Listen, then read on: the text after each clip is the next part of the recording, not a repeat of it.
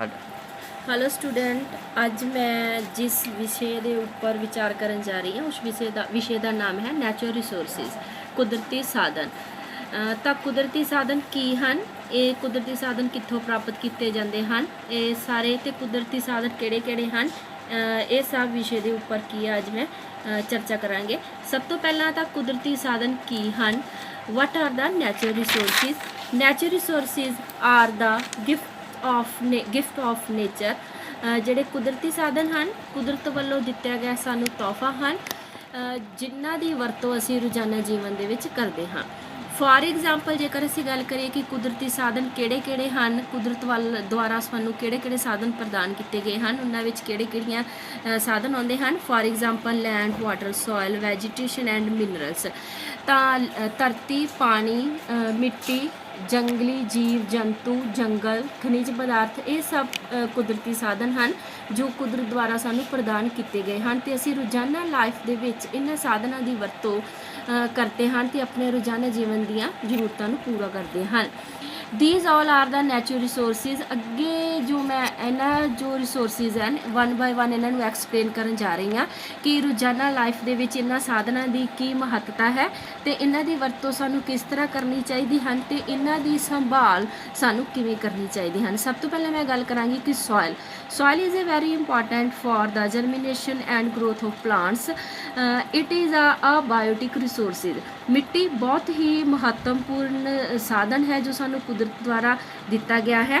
मिट्टी दे विच बहुत सारिया फसलां उगाईयां जांदियां हन, बहुत सारे पौधे उगाए जाते हैं तो जिन्ना उन्हां फसलों द्वारा असी अपना जिहड़ा खाण पीण दे पदार्थ सानू मिलते हैं।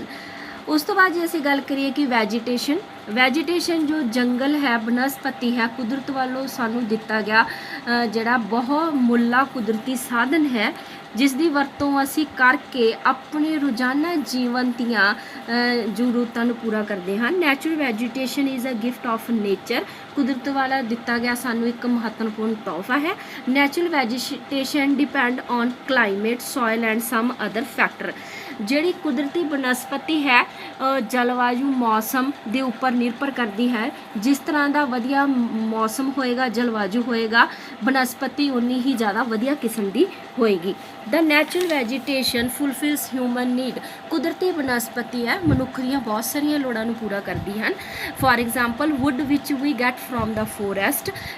जो लक्कड़ है उसनूं असी जंगलों तो प्राप्त करते हैं, दरख्तों तो प्राप्त करते हैं अते जिस दी वरतों used as fuel as well as in a large scale in the industry. जिस दी वरतों असी एक बालन के रूप में करते हैं तो इस तो इलावा बहुत सारिया इंडस्ट्रीज़ है जिस दे विच लकड़ी की वरतों की जाती हैं।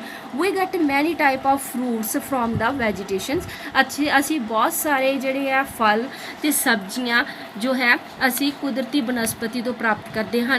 A medicine and other product from the forest.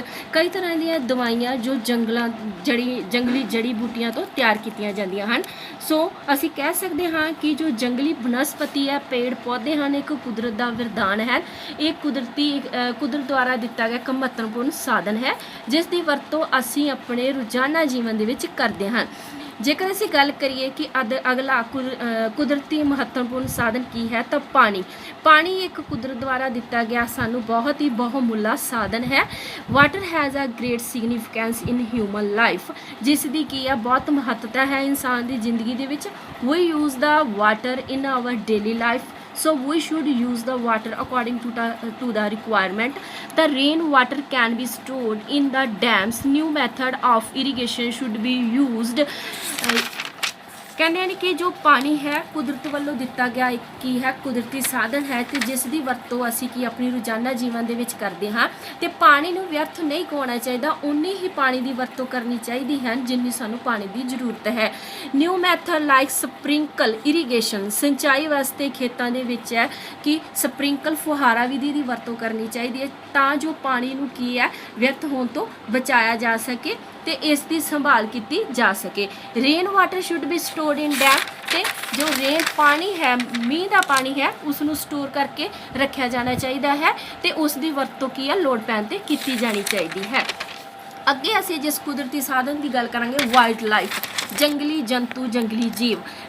ਕਹਿੰਦੇ ਹਨ ਕਿ ਜੰਗਲੀ ਜੀਵ ਜਿਹੜੀ ਆ ਕੁਦਰਤ ਦੁਆਰਾ ਦਿੱਤੇ ਗਏ ਸਾਨੂੰ ਇੱਕ ਮਹੱਤਵਪੂਰਨ ਕੁਦਰਤੀ ਸਾਧਨ ਹਨ ਤੇ ਬਹੁਤ ਸਾਰੇ ਇਹੋ ਜਿਹੇ ਜੰਗਲੀ ਜੀਵ ਹਨ, ਪੰਛੀ ਹਨ ਜਿਹੜੇ ਕੀ ਆ ਖਤਮ ਹੋਣ ਦੀ ਕਗਾਰ ਤੇ ਹਨ। So therefore we should hesitate to kill the animals and contribute to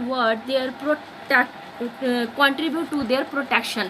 सो ਇਹੋ ਜਿਹੀਆਂ ਜੋ ਜਾਤਾਂ ਹਨ ਪੰਛੀਆਂ ਦੀਆਂ, ਜਾਨਵਰਾਂ ਦੀਆਂ ਜੋ ਖਤਮ ਹੋਣ ਜਾ ਰਹੀਆਂ ਹਨ ਤੇ ਸਾਨੂੰ ਇਹਨਾਂ ਦਾ ਸ਼ਿਕਾਰ ਨਹੀਂ ਕਰਨਾ ਚਾਹੀਦਾ ਤੇ ਇਹਨਾਂ ਦੀ ਸੰਭਾਲ ਕਰਨ ਦੇ ਵਿੱਚ ਸਰਕਾਰ ਦਾ ਸਾਥ ਦੇਣਾ ਚਾਹੀਦਾ। ਸਾਡੀ ਸਰਕਾਰ ਦੁਆਰਾ ਵੀ ਕਈ ਮਹੱਤਵਪੂਰਨ ਇਹੋ ਜਿਹੇ ਕਦਮ ਚੱਕੇ ਗਏ ਹਨ ਤਾਂ ਕਿ ਜਿਹੜੀਆਂ ਜੰਗਲੀ ਜਾਨਵਰ ਹੈ ਉਹਨਾਂ ਦੀ ਰੱਖਿਆ ਕੀਤੀ ਜਾ ਸਕੇ। Our government is also taking many step in the direction for this purpose. Indian Board for Wildlife was established in the year of 1952। 1952 ਦੇ ਵਿੱਚ ਸਰਕਾਰ ਦੁਆਰਾ ਜੰਗਲੀ ਜੀਵਾਂ ਦੀ ਰੱਖਿਆ ਤੇ ਸੰਭਾਲ ਦੇ ਲਈ ਇੱਕ ਐਕਟ ਪਾਸ ਕੀਤਾ ਗਿਆ। Beside this, the program like Project Tiger 1973 and Project Elephant 1992 were being run to protect the wild animal। Project tiger ਤੇ ਪ੍ਰੋਜੈਕਟ ਐਲੀਫੈਂਟ ਨੂੰ ਸਰਕਾਰ ਦੁਆਰਾ ਸ਼ੁਰੂ ਕੀਤਾ ਗਿਆ ਤਾਂ ਕਿ ਜੰਗਲੀ ਜੀਵਾਂ ਦੀ ਸੰਭਾਲ ਕੀਤੀ ਜਾ ਸਕੇ। Open many sanctuaries and park for the protection of wildlife ਤੇ ਕਈ ਸਾਰੀਆਂ ਸੈਂਚੁਰੀ ਪਾਰਕ ਖੋਲ੍ਹੀਆਂ ਗਈਆਂ ਹਨ ਤਾਂ ਕਿ ਜੰਗਲੀ ਜੀਵ ਤੇ ਪੰਛੀਆਂ ਦੀ ਸੰਭਾਲ ਕੀਤੀ ਜਾ ਸਕੇ। ਇਹ ਸਾਡੀ ਬਹੁਮੁੱਲੀ ਕੁਦਰਤੀ ਸਾਧਨ ਹਨ। ਤਾਂ ਇਸ ਤਰ੍ਹਾਂ ਅੱਜ ਅਸੀਂ ਇਹਨਾਂ ਸਾਧਨਾਂ ਦੀ ਗੱਲ ਕੀਤੀ ਜੋ ਕਿ ਕੁਦਰਤ ਦੁਆਰਾ ਸਾਨੂੰ ਦਿੱਤੇ ਗਏ ਹਨ ਤੇ ਇਹਨਾਂ ਦੀ ਵਰਤੋਂ ਸਾਨੂੰ ਕਿਵੇਂ ਕਰਨੀ ਚਾਹੀਦੀ ਹਨ ਤੇ ਰੋਜ਼ਾਨਾ ਜੀਵਨ ਦੇ ਵਿੱਚ ਇਹਨਾਂ ਦੀ ਸਾਡੇ ਕੀ ਮਹੱਤਤਾ ਹੈ ਤੇ ਇਹਨਾਂ ਦੀ ਸੰਭਾਲ ਕਰਨ ਵਿੱਚ ਸਾਨੂੰ ਪੂਰਾ ਯੋਗਦਾਨ ਦੇਣਾ ਚਾਹੀਦਾ ਹਨ ਤੇ ਇਹਨਾਂ ਨੂੰ ਵਿਅਰਥ ਨਹੀਂ ਕਰਨਾ ਚਾਹੀਦਾ। Thanks, have a nice day.